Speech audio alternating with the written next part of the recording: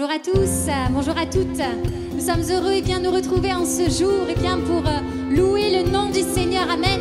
Oui, nous voulons le chanter, nous voulons l'adorer, nous voulons l'acclamer parce qu'il est bon, parce qu'il est fidèle.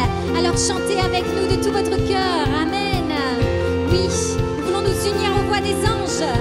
Alléluia.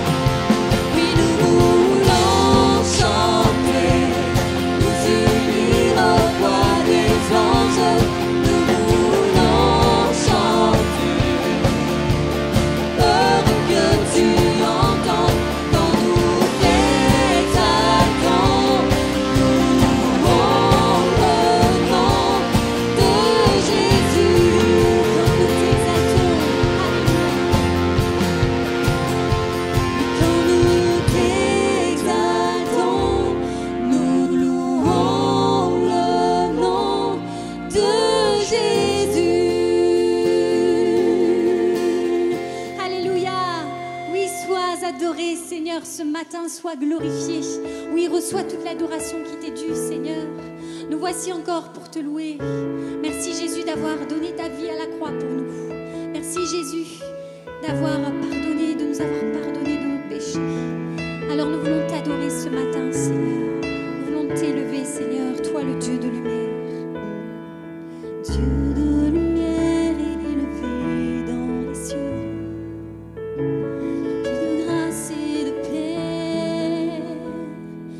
Environné de louanges et de feu, gardien de l'éternité.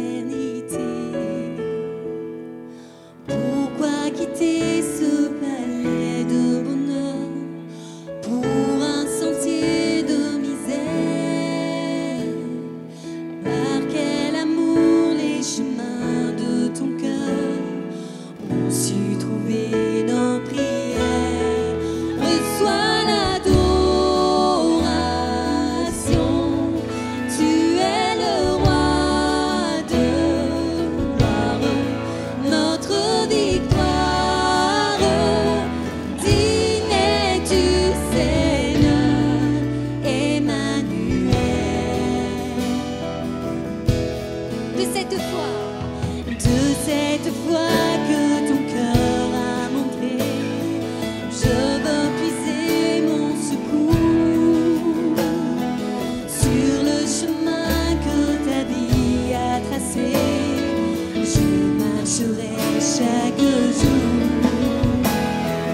Garde mes yeux des attraits de ce monde, garde-moi près de la croix,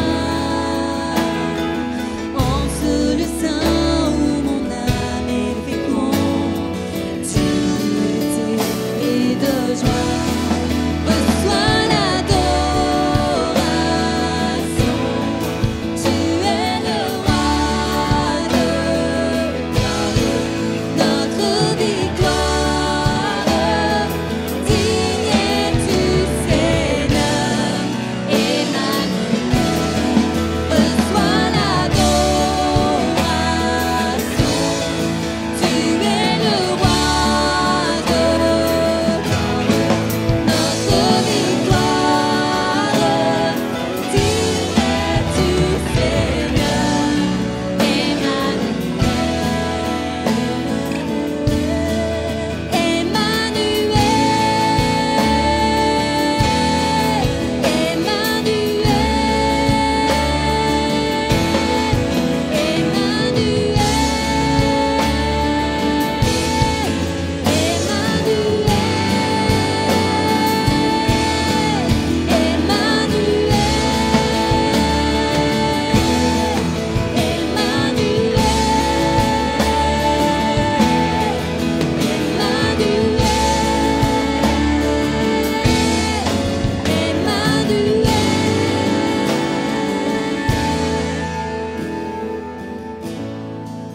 Emmanuel, Seigneur. Oui, tu es là, Jésus. Tu es notre sauveur. Alléluia, merci Jésus parce que tu es notre sauveur. Oui, tu es le sauveur du monde. Tu es Emmanuel, toi l'étoile du matin. Merci Seigneur. Merci pour ton amour envers nous. Merci Jésus. Merci pour la vie. Merci pour la famille en Christ. Merci pour tout. Merci pour ton sang versé à la croix, Seigneur Jésus. Oui, reçois l'adoration qui t'est due, Seigneur. Alléluia. Tu es notre Rédempteur. Oui, tu es le Prince de paix. Tu es vivant à jamais, Seigneur Jésus. Et tout mon être veut s'écrier. Oui, pour toujours, je veux chanter. Oui, tu es mon Rédempteur, Seigneur. Tu vis à jamais. À toi la louange, l'honneur et la gloire, Seigneur. Oh, Seigneur. Reçois l'adoration, Seigneur. Oui, Prince de la paix. Prince de la paix. Vivons à jamais.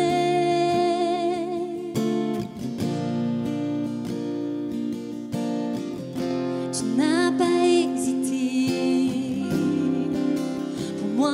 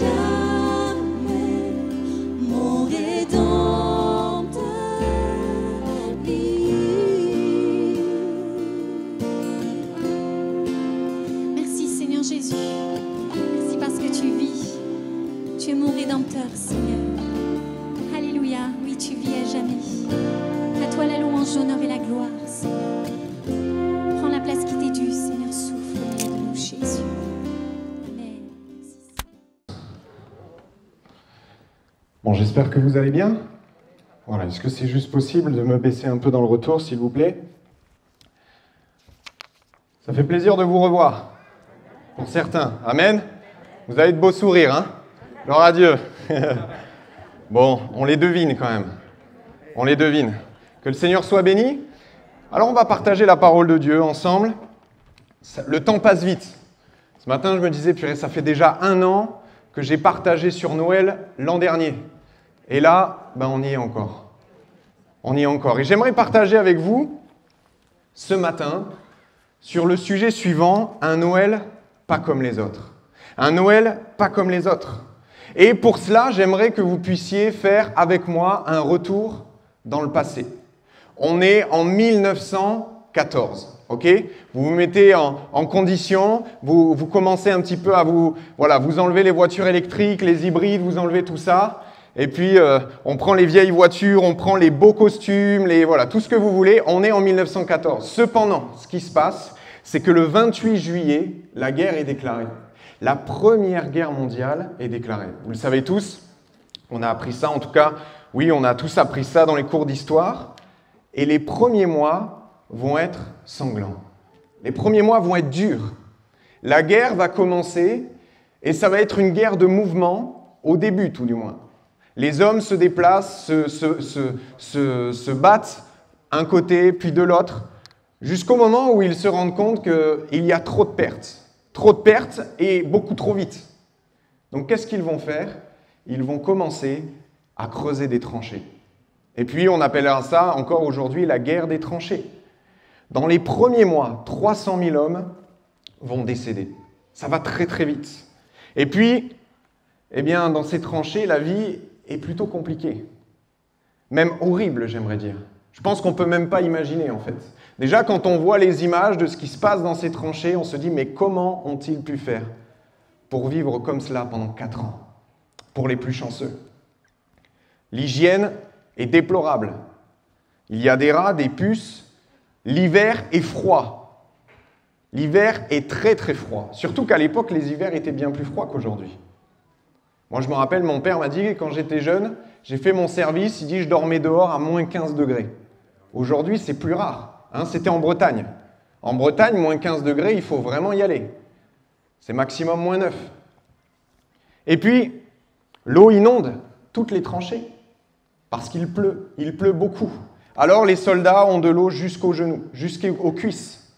Quelque chose de terrible, toute la journée. Imaginez-vous, vous êtes trempés, vous avez froid et vous ne pouvez pas faire autre chose que de rester là. Chaque jour, des centaines de bombes sont lancées sur les soldats, que ce soit d'un côté ou de l'autre. Le but, c'est d'essayer de tirer un petit peu où on pense que l'ennemi est, et puis d'essayer de tirer dans le mille, simplement. Juste pour vous donner un indice, en 1914, 50% des jeunes qui ont entre 20 et 30 ans vont mourir en France. Imaginez, aujourd'hui, vous avez les 20-30 ans, la moitié, 1 sur 2 décèdent. Vous imaginez le traumatisme dans le pays? Et ça, c'est que en France. Imaginez après dans les autres pays. La guerre est terrible. Mais malgré les horreurs, malgré tout ce qui se passe, des centaines d'hommes vont baisser les armes pour célébrer Noël ensemble, et c'est ce qu'on va regarder maintenant. Au petit matin du 25 décembre 1914, le vent glacial de l'hiver balaie les tranchées. Le son infernal des canons s'est tu. Les soldats britanniques scrutent l'horizon à l'affût du moindre signe de l'ennemi. À leur grande surprise, des sapins de Noël et des bougies ont été installés sur le haut des tranchées allemandes. Soudain, une voix brise le silence en provenance des positions ennemies.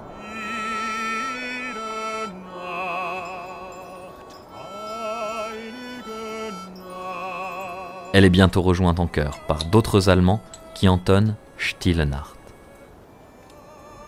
Alors, les Britanniques répondent, entonnant à leur tour un chant de Noël. Les soldats ont troqué les armes pour les chants et célèbrent Noël à l'unisson.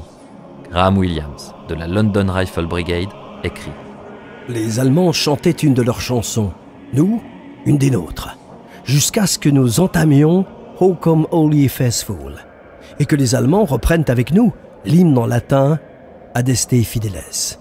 Et alors, je me suis dit, eh bien, C'est vraiment une chose extraordinaire.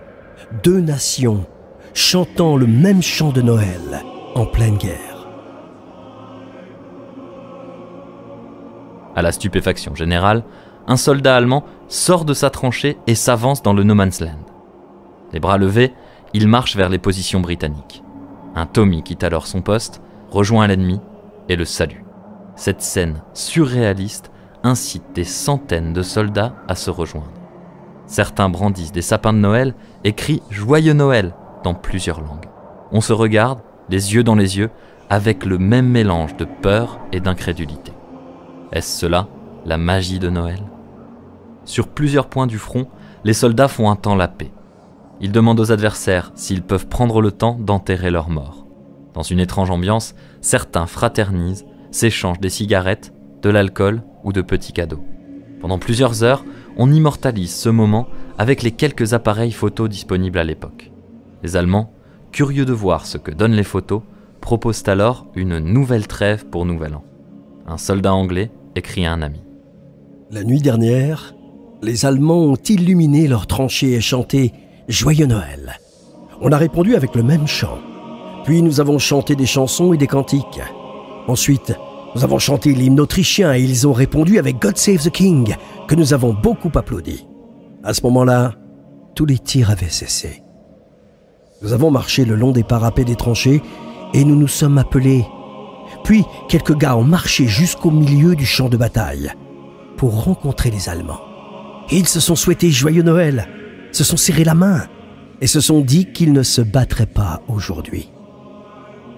Nous avons fêté la communion dans une vieille ferme et en rentrant, nous avons décidé de marcher à la vue des ennemis. Nous sommes rentrés en sécurité et certains de nos gars ont commencé à jouer au foot entre les tranchées. Alors, les Allemands se sont montrés et nous nous sommes rencontrés. On a échangé des souvenirs avant de se séparer comme de bons amis. Un d'entre eux m'a donné son adresse pour que je lui écrive après la guerre. Il y avait un tas de gens bien parmi eux. Je suis sûr que si cela ne dépendait que des hommes, il n'y aurait jamais eu de guerre. Dans la région d'Ypres, Britanniques et Allemands profitent de la trêve pour engager un match de foot. Dans son rapport, un lieutenant allemand détaille. Nous avons marqué les buts avec nos képis. Les équipes ont été rapidement formées pour un match sur la boue gelée et les Fritz ont battu les Tommies 3-2. Sur certains points du front, on profite de ce cessez-le-feu temporaire pour récupérer les dépouilles des morts et les enterrer, tous ensemble, en leur offrant une sépulture décente. D'un côté du champ de bataille, un coiffeur anglais offre une coupe de cheveux à un Allemand qui semble en avoir bien besoin. D'un autre côté, un officier dévoile les emplacements des prochains assauts pour que tout le monde puisse se mettre à l'abri. Ces scènes surréalistes offrent une autre vision de la guerre, celle de milliers d'hommes envoyés combattre des gens qu'ils ne haïssent pas et qui finalement ne sont pas si différents d'eux. Cette trêve de Noël et ses fraternisations seront passées sous silence par la presse allemande et française. Les Anglais, eux, feront les gros titres avec ces photos de fraternité entre soldats. Même si les trêves les plus connues concernent les Britanniques et les Allemands, les Français y ont également pris part, comme en témoigne le journal des marches et opérations du 99e régiment d'infanterie français. Un soldat y note « 25 décembre. Les tirailleries ont cessé brusquement chez les Allemands. » Un Noël pas comme les autres, hein ? Je pense que personne n'en a vécu un comme cela, ici. Et merci Seigneur, quelque part. Hein ? Mais on voit que pour les soldats, que ce soit allemands, anglais, français, eh bien, à Noël, il s'est passé quelque chose. Il y a eu quelque chose de différent. Ils se sont rencontrés. Imaginez juste un instant, ces hommes se tirent dessus depuis des mois. Ils ont certainement tué l'ami d'un, et puis peut-être la famille d'un autre, etc. Mais au moment, à Noël, ils se retrouvent et ils font la paix. Il est dit un peu plus tard dans le documentaire que sur certains fronts, les Allemands vont même cesser toute bataille entre Noël et le Nouvel An. Tout va s'arrêter. Pourquoi ? Parce que dans leur tête, Noël, c'est symbole de paix.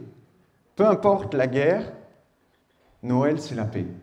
Et ne nous est-il pas dit dans la Bible que Jésus est le prince de la paix ? N'est-il pas écrit cela ? Nous le savons. Et pour nous, j'aimerais vous dire que Noël, c'est certes un symbole de paix, mais c'est aussi un symbole de pardon. Nous sommes aussi amenés à simplement propager le pardon autour de chacun d'entre nous. Pourquoi ? Parce qu'un sauveur nous est né qui nous a pardonné. Nous célébrons à Noël, bien entendu, la naissance du Christ. Mais le Christ, il est venu pourquoi ? Pour sauver l'humanité, pour pardonner chacun d'entre nous. Et on va prendre la parole de Dieu et on va l'ouvrir ensemble dans 2 Corinthiens, au chapitre 5, au verset 17. 2 Corinthiens, chapitre 5, 17 à 18. Si quelqu'un est en Christ, il est une nouvelle créature. Les choses anciennes sont passées, voici, toutes choses sont devenues nouvelles. Et écoutez bien, tout cela vient de Dieu, qui nous a réconciliés avec lui par Christ et qui nous a donné le ministère de la réconciliation. En effet, Dieu était en Christ. Il réconciliait le monde avec lui-même en ne chargeant pas les hommes de leurs fautes, et il a mis en nous la parole de la réconciliation. Dans d'autres traductions, il est dit le ministère de la réconciliation. Autrement dit, le service lié à la réconciliation.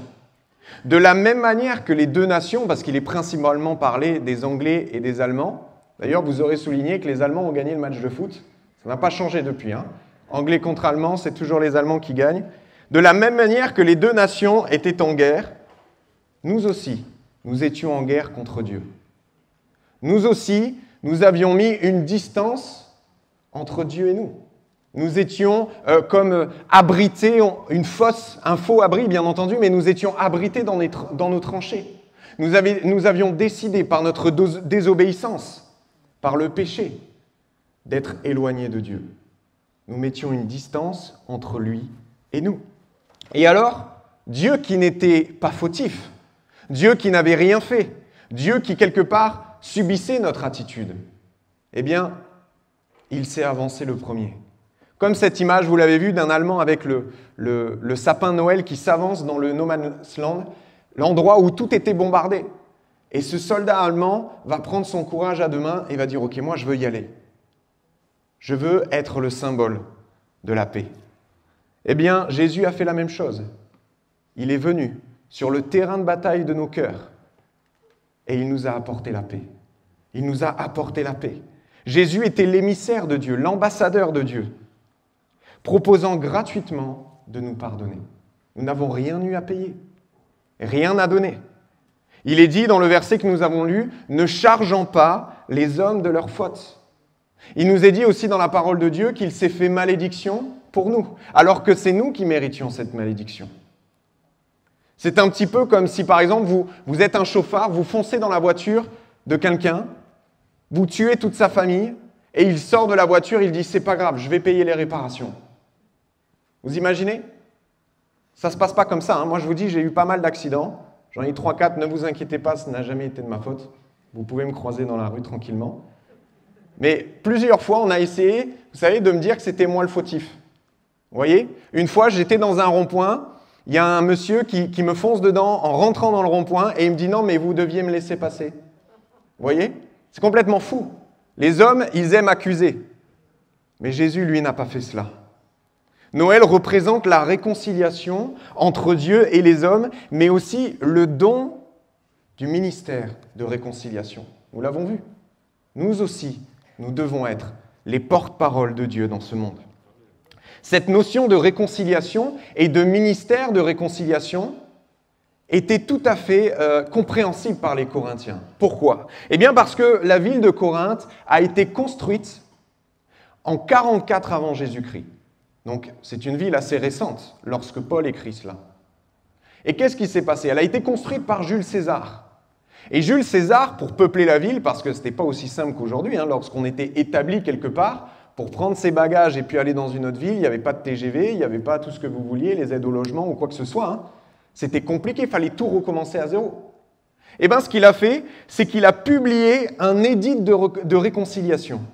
Autrement dit, il a dit, toutes les gens de mauvaise vie, tous ceux qui ont commis un crime, tous ceux qui ont été des voleurs, des tueurs, tout ce que vous voulez, je vous offre l'amnistie si vous venez habiter à Corinthe. Imaginez la première année, l'insécurité. Vous savez que tous ceux autour de vous, ils étaient condamnés à la prison, mais au final, vous habitez tous au même endroit. Le taux de criminalité devait être bien haut. Mais Jules César a fait cela. Ils avaient l'amnistie complète s'ils venaient s'installer dans la ville de Corinthe, s'établir dans cette ville. Et comme les messagers de César, à l'époque, parcourant le pays pour annoncer la bonne nouvelle de cette amnistie, nous devons nous aussi annoncer la réconciliation à ceux qui sont autour de nous. Nous devons leur annoncer la réconciliation. Nous devons leur annoncer une amnistie totale pour ceux qui désirent et qui souhaitent s'établir en Jésus-Christ. S'établir en Jésus-Christ. Alors, peut-être un challenge avant de passer à la suite, au second point, peut-être cette année, d'être un ambassadeur de Christ et d'amener ne serait-ce qu'une personne dans ce lieu. Non pas parce que c'est ce lieu, mais simplement parce que dans ce lieu, nous prêchons la parole de Dieu. Simplement peut-être de lui annoncer, même toi, la parole de Dieu. Lui prendre la Bible et lui dire, tu vois, Jésus veut te pardonner. Jésus veut te restaurer. Jésus veut avoir une relation avec toi. Et peut-être que chacun, nous puissions avoir ce défi pour cette année 2021, qui va bientôt commencer. Je veux être un ambassadeur de la réconciliation. Alors mon deuxième point, c'est que après avoir été pardonnés par Christ, nous devons aussi pardonner à notre tour. Nous devons pardonner. Parce que Noël, c'est cela. C'est le pardon apporté en Jésus-Christ. Le chrétien, une fois réconcilié avec Christ, doit se réconcilier avec ceux qui l'entourent.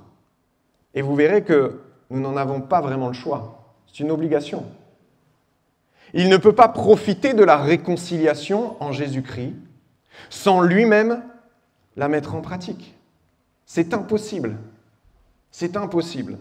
Matthieu au chapitre 6, si vous voulez, vous pouvez l'ouvrir. Matthieu chapitre 6, au verset 14 et 15. Matthieu chapitre 6, versets 14 et 15, il nous est dit, « Si vous pardonnez aux hommes leur offense, vous aurez bien vu le si, le conditionnel. Votre Père céleste vous pardonnera aussi. Mais si vous ne pardonnez pas aux hommes, au cas où si le si n'était pas assez clair, votre Père ne vous pardonnera pas non plus vos offenses. Tu ne pardonnes pas, tu n'es pas pardonné. Tu n'es pas réconcilié avec les hommes, tu ne peux pas être réconcilié avec Dieu. C'est la condition de Dieu. C'est écrit. La Bible est en train de nous dire que tu peux prier chaque jour. Tu peux lire ta Bible chaque jour. Tu peux venir avec zèle à l'église. Tu peux servir à l'église. Tu peux apporter, entre guillemets, ta pierre à l'édifice. Tu peux même prêcher l'évangile à tous ceux que tu rencontres. Tu peux annoncer la bonne nouvelle. Tu peux donner du temps, de l'argent ou tout ce que tu veux d'autre pour le royaume de Dieu. Mais si tu ne pardonnes pas, alors tu n'as pas accès à la vie éternelle. Tu fais ça pour rien. C'est du perdu. Dans 1 Corinthiens au chapitre 13, et vous connaissez bien ce texte, il nous est dit « Si je parle les langues des hommes et même celles des anges, mais que je n'ai pas l'amour, je suis un cuivre qui résonne ou une cymbale qui retentit. Si j'ai le don de prophétie, la compréhension de tous les mystères et toute la connaissance, si j'ai même toute la foi jusqu'à transporter des montagnes, mais que je n'ai pas l'amour, je ne suis rien. Et si je distribue tous mes biens aux pauvres, si même je livre mon corps aux flammes, mais que je n'ai pas l'amour, cela ne me sert à rien. » Et j'aimerais vous dire qu'ensuite, l'apôtre Paul va donner le pardon comme le fruit de l'amour. L'amour excuse tout, au verset 7, il est dit. Le pardon est le fruit de l'amour. Et l'amour de Dieu, ne l'a-t-il pas amené à nous pardonner ? C'est son amour qui a amené Jésus-Christ. C'est parce qu'il nous a tant aimés, et vous connaissez ce verset, qu'il a donné son Fils. Alors, la Bible va aller encore plus loin. Dans Matthieu 18, si ma mémoire est bonne, Pierre va demander à Jésus, combien de fois est-ce que l'on doit pardonner ?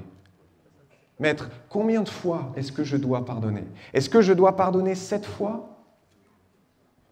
Et puis Jésus va lui répondre, non, 7 fois, 70 fois, par jour. Ça fait combien pour les plus matheux, là ? Combien ? Beaucoup? Ça fait 490 fois. Alors je triche un peu, hein, j'ai utilisé ma calculette à la maison. 490 fois. Si quelqu'un vient vous offenser 491 fois dans la journée, alors peut-être. Mais bon, c'est assez rare quand même. Hein. Il faudrait vraiment y mettre de l'énergie hein, pour arriver jusqu'à là. Tu dois pardonner, Pierre. Et il va continuer avec cette parabole, avec cette histoire. Le serviteur qui a une dette envers le maître, envers le roi. Il va dire, il était un homme qui devait 10 000 sacs d'argent au roi. C'est énorme. Je ne sais pas pourquoi il a emprunté cette somme, mais il devait 10 000 sacs d'argent au roi. Et alors le roi va lui demander son dû. Il va dire, je ne peux pas payer. Et il va dire exactement, Seigneur, prends patience envers moi et je te paierai tout. Le roi, avant cette phrase, voulait le vendre lui et sa famille, mais il eut pitié de lui. Il eut pitié. Alors, au lieu de lui donner un délai supplémentaire, ce qu'il aurait pu faire, il a décidé d'annuler toute la dette, de supprimer. Tout, absolument tout. Il n'y a que Dieu qui peut faire ça. Il y a quelques mois, les États ont demandé à la BCE d'annuler la dette liée au Covid. La réponse a été non. Voilà, on a un cas pratique de l'homme et de Dieu. Le roi a pardonné. Et ensuite, cet homme va rencontrer un collègue à lui, certainement, ou plutôt une connaissance, vu ce qu'il va lui faire. Et il va dire, tu me dois 100 pièces d'argent. Alors 100 pièces d'argent, c'est pas non plus une petite somme. Ça vaut à peu près la moitié d'une année au niveau du salaire, d'accord, actuel.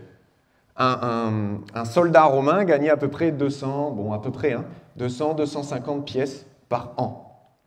D'accord? Là, il va lui demander 100 pièces d'argent, donc 6 mois de salaire. Et puis, il est dit que l'homme va lui dire exactement les mêmes mots. « Prends patience envers moi et je te paierai tout. » Et il est dit dans la parole de Dieu que cet homme va refuser, va brutaliser cette connaissance qui lui devait de l'argent et va le jeter en prison jusqu'à ce qu'il ait tout payé. Le roi va apprendre cela et il va être furieux. Il va être furieux. Il nous est dit, son maître irrité le livra au bourreau, donc celui qui devait 10 000 pièces d'argent, jusqu'à ce qu'il ait payé tout ce qu'il devait. Il a annulé sa remise de dette. C'est ainsi que mon Père céleste vous traitera, si chacun de vous ne pardonne pas à son frère, de tout son cœur. Si on ne pardonne pas, le salut est annulé. C'est fort, hein? C'est risqué, hein? Est-ce qu'on peut prendre ce risque-là? Moi, je préfère pas, hein? Non, voilà, on est deux là déjà. Qui veut prendre ce risque? C'est dangereux. La Bible nous dit en réalité que le pardon n'est pas une option. Nous n'avons pas le choix. En tant que chrétiens, en tant que disciples, nous devons pardonner. C'est obligatoire. Alors bien entendu, chacun est libre. Tu as le choix de ne pas pardonner. Mais tu auras aussi le devoir d'assumer les conséquences de ce non-pardon. Tu devras assumer. L'exemple d'une remise de dette, en plus, dans ce texte, n'est pas pris au hasard, parce que le mot pardonner, en grec, c'est aphiemi, et ça veut dire remise de dette. Lorsque quelqu'un t'a fait du tort, lorsque quelqu'un t'a offensé, il a comme une dette envers toi. Mais toi, tu as un devoir envers Dieu, c'est de lui pardonner. Tu as une dette envers Dieu qui est bien plus grande que sa dette qu'il a envers toi. Et donc cette dette t'oblige à pardonner. C'est un petit peu comme les lois françaises et européennes. Vous avez la loi européenne qui est au-dessus de la loi française. Et si la loi française vous dit non, mais que la loi européenne vous dit oui, alors c'est oui. C'est la même chose. Toi, tu as beau dire non, Dieu lui dit oui. Alors tu dois obéir à Dieu. Dans le Notre Père, il est dit « Pardonne-nous nos offenses, comme nous pardonnons aussi à ceux qui nous ont offensés. » Comme nous pardonnons à ceux qui nous ont offensés. Frères et sœurs, si cela te concerne aujourd'hui, tu dois rentrer dans le pardon. Tu dois le faire. C'est nécessaire. Et je pense que le Saint-Esprit parle à ton cœur ce matin pour que tu ne restes pas un jour de plus dans le non-pardon. Que tu puisses maintenant prendre cette décision de dire « je veux pardonner ». Alors peut-être que tu n'as pas non plus une ardoise avec le nom de ceux qui t'ont fait des offenses. Mais peut-être que tu es du style rancunier. Vous savez? Peut-être que lorsque quelqu'un te fait quelque chose, aussi peut-être faible que ce soit, petit, eh bien, tu laisses traîner pendant des semaines et des semaines et des semaines avant de te dire, bon, peut-être que là, c'est bon, il a assez souffert, je vais lui pardonner. Je pense qu'il a bien compris là. Heureusement que Dieu n'a pas fait ça. Heureusement qu'il n'a pas dit, il a bien compris là. Il a bien souffert là. Heureusement qu'il n'a pas fait ça. Oublie ta rancune. La rancune, socialement, ça rend les choses compliquées. Parce que la rancune, c'est au final ne pas accepter que l'homme est imparfait. C'est ça d'être rancunier. Ne pas accepter que l'autre puisse faire une erreur. Mais nous aussi, nous faisons des erreurs. Chacun d'entre nous, nous faisons des erreurs. Et pourtant, lorsque c'est nous qui les commettons, nous sommes souvent beaucoup plus lâches sur la sentence à appliquer. Et pourtant, qu'est-ce qu'il est dit dans la parole de Dieu? Qu'est-ce qu'il est dit? Vous serez jugés comme vous-même vous jugez. Alors si tu ne pardonnes pas, Dieu va te juger de la même manière. Exactement de la même manière. Alors peut-être que suite à ce point-là, tu dis, ok, je comprends Seigneur, je vais pardonner. Mais d'abord, il doit me demander pardon. Lorsqu'il m'aura demandé pardon, peut-être que j'accepterai, Seigneur, j'accepterai. Je lui dirai, ok, c'est bon, Dieu m'a parlé, je peux te pardonner. Mais ça ne marche pas comme ça non plus. Ça ne marche pas comme ça. Un disciple doit prendre exemple sur le maître, n'est-ce pas? Et le maître, a-t-il attendu que nous lui demandions pardon pour descendre sur terre et mourir sur la croix? Pas du tout. Pas du tout. Il est dit dans Jean chapitre 1 au verset 5, « La lumière luit dans les ténèbres, et les ténèbres ne l'ont point reçue. » Ou encore dans Jean chapitre 3, « La lumière étant venue dans le monde, les hommes ont préféré les ténèbres à la lumière parce que leurs œuvres étaient mauvaises. » Et pourtant, Jésus, à ce moment-là, n'a pas dit « Oula, ils n'ont pas voulu de moi, allez, je remonte. » Qui se débrouille? Ils ne veulent pas me demander pardon, pourquoi j'irai mourir pour eux? Il n'a pas dit ça. Il a même supporté pendant toute sa vie les religieux, le doute, même parfois sa famille qui était contre lui. Mais il est allé jusqu'au bout, pour chacun d'entre nous. La dette que tu as envers Dieu, et je vous l'ai dit tout à l'heure, t'oblige à pardonner. Cette dette est plus forte, même si l'autre ne souhaite pas de ton pardon. Ça, j'aimerais te dire que ce n'est même pas ton affaire, en fait. C'est entre lui et Dieu. Parce que si, au final, il ne demande pas pardon, eh bien, il aura des comptes à rendre à Dieu. Vous vous rappelez de ce verset qui dit « À toi la vengeance et à toi la rétribution ». Autrement dit, Seigneur, je mets la vengeance entre tes mains. Moi, j'abandonne de me venger. Je ne le ferai pas. Seigneur, toi, tu t'en occupes. Eh bien, c'est exactement la même chose. Nous devons pardonner, même lorsque il ne nous demande pas pardon. C'est comme ça. Nous avons une dette envers Dieu qui nous l'oblige. Matthieu 5, verset 44 nous dit « Aimez vos ennemis, bénissez ceux qui vous maudissent, faites du bien à ceux qui vous haïssent, et priez pour ceux qui vous maltraitent et qui vous persécutent. » En pardonnant, nous nous libérons d'un poids. Très souvent, nous pensons que c'est l'autre qui va être libéré lorsque nous allons pardonner. Alors oui, c'est vrai, mais nous nous libérons aussi nous. Parce qu'il y a un poids sur notre cœur. Il suffit de voir les gens qui ne pardonnent pas, qui sont rancuniers. Dès qu'ils voient la personne arriver là, oh purée,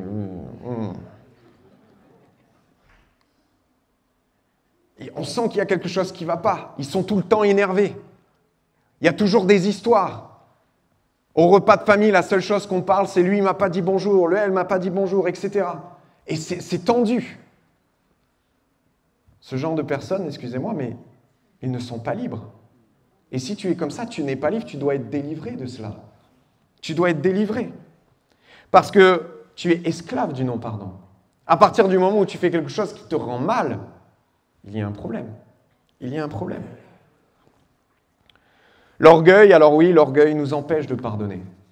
Parce qu'on pense que, ou on a l'impression, qu'en pardonnant, nous laissons l'autre gagner. On laisse l'autre gagner. Mais c'est faux. Ne gagne rien du tout. La seule personne qui gagne lorsque nous pardonnons, c'est déjà nous-mêmes, certes, mais c'est Dieu. Parce que le ministère qu'il a mis en toi, c'est pleinement accompli lorsque tu pardonnes. Et alors, tu es un ambassadeur de Christ, donc celui qui gagne, c'est Dieu. Alors, si tu as du mal à pardonner en te disant « l'autre va croire qu'il croit ce qu'il veut », en tout cas, Dieu, lui, verra ton cœur. Et tu auras honoré ta dette envers lui. Alors, le pardon, il faut l'admettre, parfois, est un processus. C'est parfois dur de pardonner dans l'immédiat. Mais on peut choisir d'accepter de pardonner dans l'immédiat. Comprenez-moi bien, on peut ne pas y arriver dans les secondes qui suivent, mais on peut se dire « je dois pardonner ». J'ai pas envie, j'y arrive pas, mais je dois pardonner. Le pardon est plus ou moins rapide, selon le caractère. Je le disais tout à l'heure, il y en a qui sont rancuniers, et d'autres qui, 5 minutes après, c'est à nouveau vos meilleurs amis. Ils ont oublié, c'est parti. D'accord ? Mais parfois, c'est compliqué. Bien entendu, on va peut-être être plus énervé si quelqu'un nous a menti, trahi ou tout ce que vous voulez, plutôt que s'il nous a volé notre goûter. Vous êtes d'accord ? Quoique, parfois, entre frères et sœurs surtout, ça peut prendre de grandes proportions. Hein, le goûter, c'est sacré. Mais on va plus facilement pardonner. Et parfois même, le pardon est inenvisageable. J'ai beau vouloir, je n'y arrive pas, Seigneur. Je tiens. Eh bien, la première étape dans le processus, c'est admettre que nous sommes imparfaits et que celui qui est en face est aussi imparfait. Qu'il a le droit à l'erreur, et ça nous permet aussi, nous, d'avoir le droit à l'erreur. Chacun a le droit à l'erreur. Et puis, au final, c'est envisager l'impensable. Je vous le disais tout à l'heure. Je vais lui pardonner.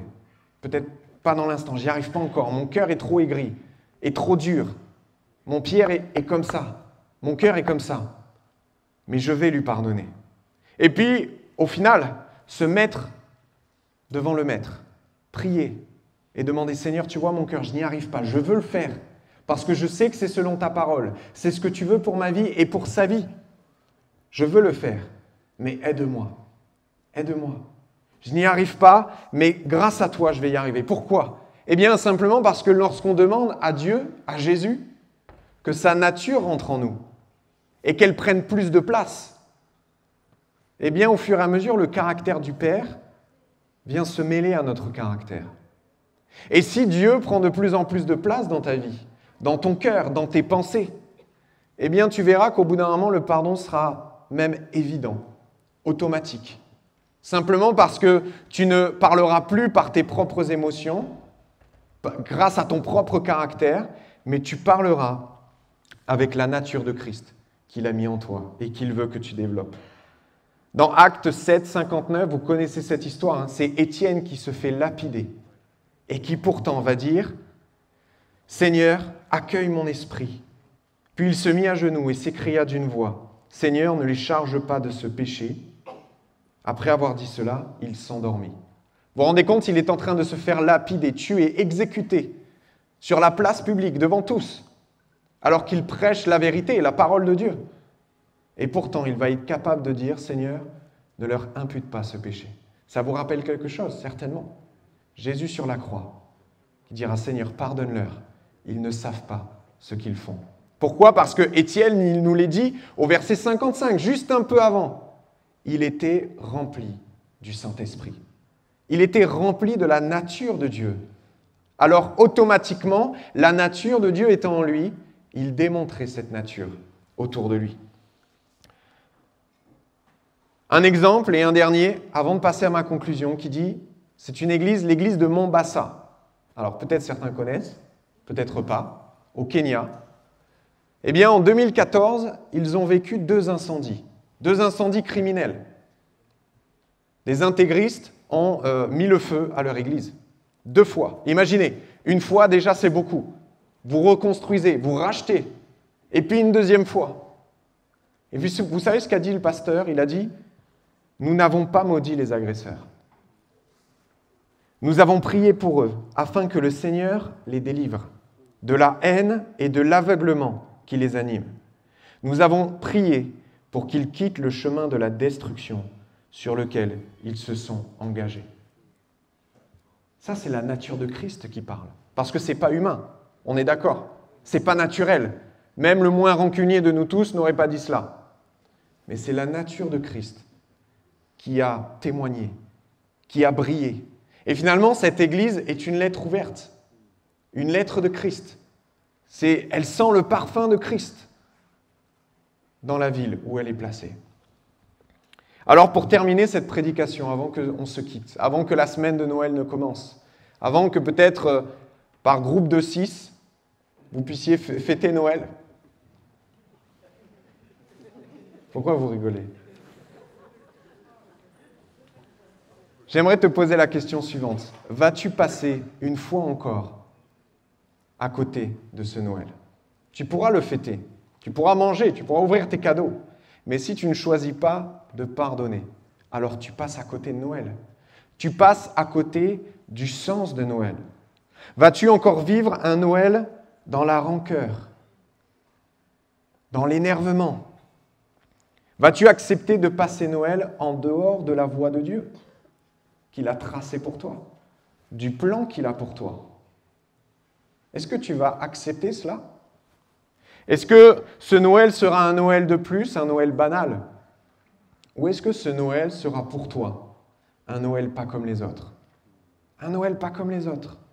Un Noël où tu pourras dire, ce Noël-là, cette année-là, le Noël 2020, j'ai pardonné. Peut-être ça faisait des années, ça traîne au fond de toi. Peut-être parfois même tu l'oublies, tu n'y penses plus. Mais ça remonte, certaines fois, ça remonte. Est-ce que ce Noël sera banal? Ou est-ce que ta famille pourra se dire, c'était merveilleux, on s'est appelé, on s'est téléphoné, on s'est pardonné? Ou est-ce que tes amis peut-être? Est-ce que ton collègue de travail, peut-être celui qui met la musique bien trop fort, pendant le temps de travail, qui chante faux et qui t'énerve toute la journée par ses remarques,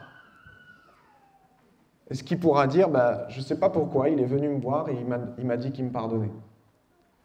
Est-ce que tu vas faire ça? Je l'espère pour toi. Parce que tu verras que tu vas te libérer d'un grand poids. Alors simplement qu'on puisse baisser la tête, tous ensemble, et on va prier un instant. Je vais prier pour vous. Et puis, peut-être, je ne vais pas faire un appel à main levée. D'accord? C'est personnel, c'est chacun est devant Dieu. Comme je le disais, cette dette, elle est entre toi et Dieu. Alors peut-être tu lèves ta main, mais dans ton cœur. Tu dis, Seigneur, je veux changer. Et je ne veux pas changer pour pire ou pour autre chose, mais je veux changer pour te ressembler. Seigneur, je te prie pour ceux peut-être qui se sentent touchés, interpellés ce matin. Pour ceux qui se disent, oui, il faut que j'agisse, il faut que je change, il faut que ça bouge. Eh bien, je te prie que tu puisses les aider. Peut-être pour certains, ce sera facile, ou peut-être pour d'autres, ce sera un processus. Mais l'avantage, c'est que lorsque le processus est commencé, eh bien, toi, tu l'emmènes au bout. Alors, Seigneur, mets le pardon dans chacun de nos cœurs. Que nous puissions être proches de toi et que nous puissions te ressembler, Seigneur Jésus. Que tu puisses bénir également tous mes frères et sœurs qui sont présents pour ces fêtes de Noël et puis pour pas seulement Noël, mais toute l'année qui va arriver. Tu nous as permis d'être là ce matin et nous t'en remercions. Et nous croyons que chaque jour, tu nous donnes le souffle de vie pour vivre le jour d'après. Alors que ton nom soit béni et glorifié en cette matinée. Amen. Amen. Voilà, que le Seigneur vous bénisse. Alors, juste avant de se séparer, eh bien, quelques annonces ensemble. Tu es notre joie, Seigneur. C'est ce que nous dit ce chant. Alléluia. Joie dans le monde, le Seigneur vient. La terre accueille son roi. Que tous les cœurs lui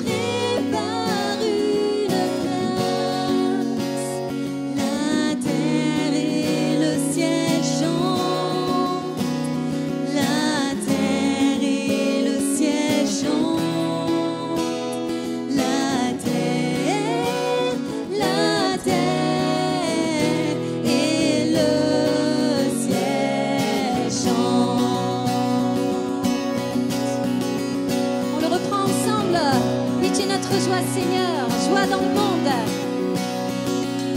Joie dans le monde. Le Seigneur vient. La terre accueille son roi. Que tous les cœurs lui préparent une place. La terre et le ciel chantent. La terre et le ciel chantent. La terre et le ciel chantent. Alléluia.